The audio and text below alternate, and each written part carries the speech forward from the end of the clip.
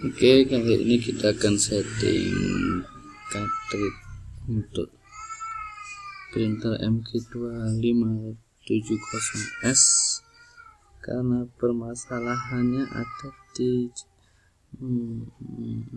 warna hitam.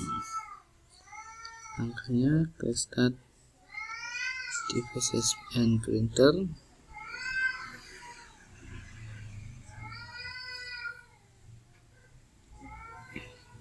Tunggu.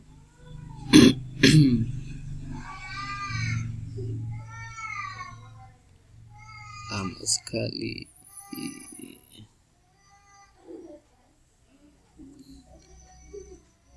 Pilih printernya, klik kanan, printing prevent,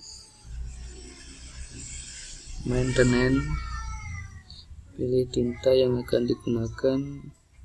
Kalau yang merusak warna hitam, kita akan menggunakan warna saja, kita pilih color only. Jika ingin mempergunakan hitam saja, pilih black only. Jika cartridge-nya oke semua, pilih both. Kali ini kita akan mempergunakan warna saja, pilih color only. Oke, siap gunakan.